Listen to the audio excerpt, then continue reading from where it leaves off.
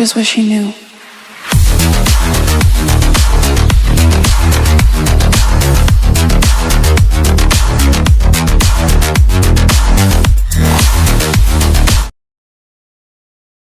तो आप लोगों को मैं इस केस के बारे में थोड़ी बहुत डिटेल दे देता हूँ। ये जो माफिया वी है बहुत ही ज्यादा पावरफुल है। हम लोग अपनी तरफ से पूरी कोशिश कर रहे हैं उसको पकड़ने की। अगर हम और ज्यादा मेहनत करेंगे तो बहुत जल्द हम उस ग्रुप को पकड़ लेंगे। तो आप ये कहना चाहते हैं वो बहुत पावरफुल है इसलिए आप लोग उसको पकड़ नहीं पा रहे? नहीं, ऐसा नहीं है जिमिन। हमने आज तक जितने भी केस अपने हाथों में लिए हैं उसको सॉल्व किया है। हमें चाहे जो कुछ करना पड़े लेकिन हम इन अपराधियों को तो पकड़ के ही रहेंगे और हमें इनके खिलाफ कुछ इन्फॉर्मेशन भी मिली है। लेकिन आपको क्या लगता है कुछ इन्फॉर्मेशन से आप उसको पकड़ लोगे? क्यों नहीं, जब हम हॉबी तक पहुंच सकते हैं तो वी तक पहुंचना हमारे लिए कोई बड़ी बात नहीं है। हॉबी की तो किस्मत अच्छी थी कि उस दिन वो बच गया। हमें बस थोड़ा सा सावधान रहने की जरूरत है। जैसे ही हमें वी की किसी कमजोरी के बारे में पता चल जाएगा हम उसको जरूर पकड़ लेंगे। वी कोई ना कोई गलती जरूर करेगा। शायद आप ठीक कह रहे हो, वो एक अपराधी है और अपराधी तो कोई ना कोई गलती करता ही है। बस हमें उसकी गलती करने का इंतजार करना है।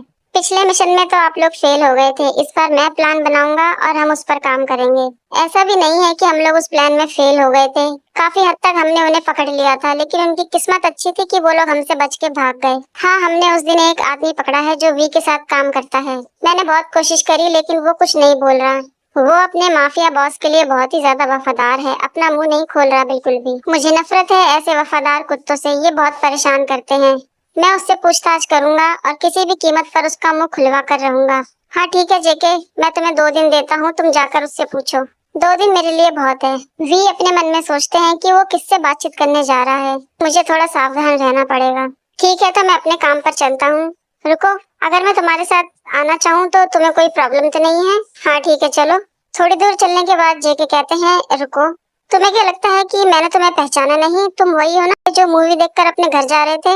वी मन में कहते हैं गुस्सा तो मुझे इतनी आ रही है, मन तो कर रहा है इसे भी यहीं खत्म कर दूं। हाँ मैं वही हूँ। तो तुमने मुझे कल क्यों नहीं बताया अपने बारे में कि तुम एक पुलिस वाले हो? मैं किसी भी अजनबी को अपने बारे में कुछ नहीं बताता। तो ठीक है, अब बता दो। लेकिन क्यों? क्योंकि हमारे लिए ये एक अच्छी शुरुआत होगी। कौन जानता है कि आगे चलकर हम दोनों को एक साथ ही काम करना पड़े। चलो चलते हैं।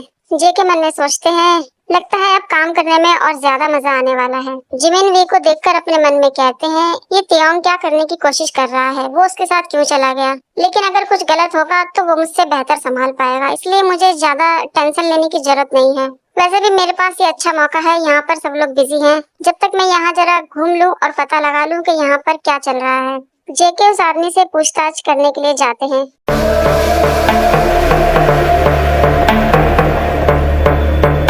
और कहते हैं कि बताओ मुझे तुम अपने बॉस के बारे में क्या जानते हो?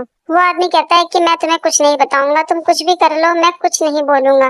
जेके कहते हैं अच्छा ठीक है, तो फिर बाद में मुझे ये मत कहना कि मैंने तुम्हें मौका नहीं दिया बोलने का, क्योंकि अब जो मैं तुम्हारे साथ करूंगा उसको तुम बर्दाश्त नहीं कर पाओगे। वैसे मैं सोच रहा हूँ क्यों ना मैं तुम्हारी उंगलियों के छोटे छोटे टुकड़े कर दूं, या मैं तुम्हें बर्फ के ठंडे पानी में डाल दूं मरने के लिए। बोलो तुम कैसे मरना पसंद करोगे?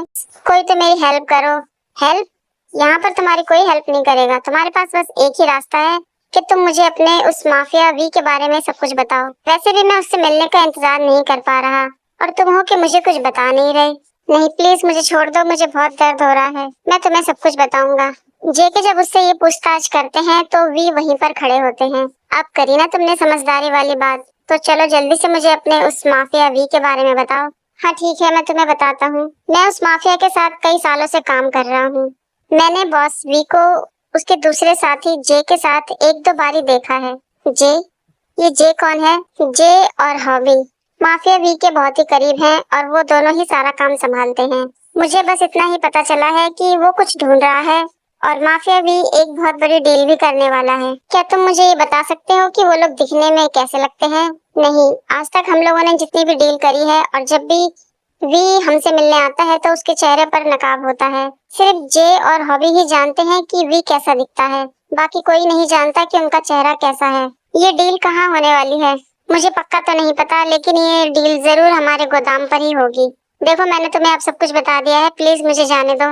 मैं कैसे तुम पर विश्वास करूं कि तुम सच बोल रहे हो या झूठ? नहीं, मैंने तुमसे जो कुछ भी कहा वो सब सच है। प्लीज मेरी हेल्प करो, अगर इसी तरह मेरे शरीर से खून बहता गया तो मैं मर जाऊंगा। चिल्लाना बंद करो तुम, मैं तुम्हारा इलाज क्यों करवाऊं? मैं तुम्हें ऐसे ही छोड़ दूंगा और खून की कमी के कारण तुम मर जाओगे, तो तुम्हारे ऊपर मैं दवाइयाँ वेस्ट क्यों करूं? मुझे जो इन्फॉर्मेशन चाहिए थी वो मुझे मिल गई। वैसे भी तुम एक अपराधी हो तो तुमको मैं क्यों बचाऊं? ज्यादा फिक्र मत करो तुम, इतनी दर्दनाक मौत नहीं होगी तुम्हारी। नहीं प्लीज मुझे ऐसे छोड़ के मत जाओ तुम, मैं मर जाऊंगा। प्लीज मेरी हेल्प करो। लेकिन जेके उसकी बात नहीं सुनते और कमरे से बाहर चले जाते हैं। क्या तुम्हें ऐसा नहीं लगता कि तुमने कुछ ज्यादा ही बेचारे के साथ गलत कर लिया? मेरा यही तरीका है काम करने का। अच्छा, तो इसके अलावा और कुछ भी है तुम्हारे पास दिखाने के लिए? साइड में चलो, मैं तुम्हें कुछ और दिखाता हूँ। वे मुस्कुराने लगते हैं।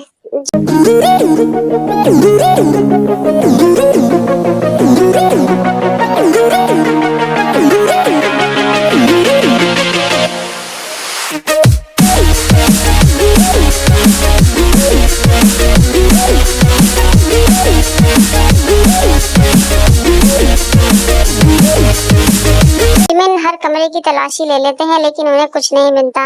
एक लास्ट कमरे में जैसे ही वो घुसने वाले होते हैं तो वहाँ पर शुगा आ जाते हैं।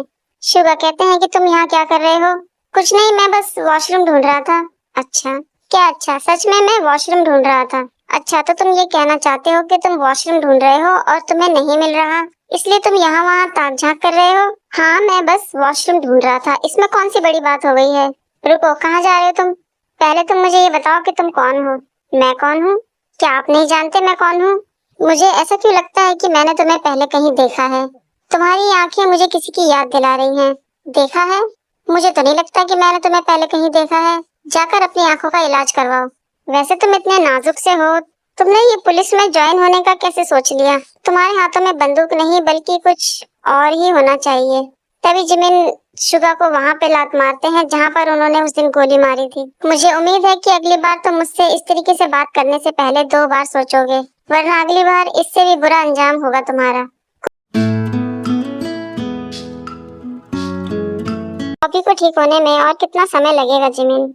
मैंने डॉक्टर से बात करी थी, डॉक्टर ने कहा था अगर हम उसको हॉस्पिटल में भर्ती करवा देते तो वो जल्दी ठीक हो जाता, लेकिन घर पर उसको थोड़ा समय लगेगा। वो लोग अपनी पूरी कोशिश कर रहे हैं। हमारे आदमी ने जंकुक को जो जानकारी दी थी तो मैंने उस गोदाम को खाली करवा दिया है। अगर वो लोग वहाँ पर जाते भी हैं तो उन्हें कुछ नहीं मिलेगा। वैसे तुम्हें उनके ऑफिस में कोई डिटेल या कोई जानकारी मिली?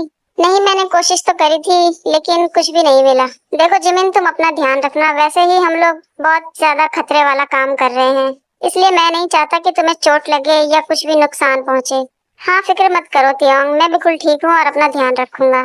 दूसरी तरफ शुगा एक डिटेक्टिव को हायर करते हैं और उसको जिमिन की फोटो देखकर कहते हैं कि मुझे इस आदमी के बारे में सारी डिटेल और जानकारी चाहिए। ये कौन है और इसका नाम क्या है, ये क्या काम करता है, मुझे सब कुछ चाहिए। मैं भी तो देखूं कि मैं जो इसके बारे में सोच रहा हूँ ये वही है या कोई और है।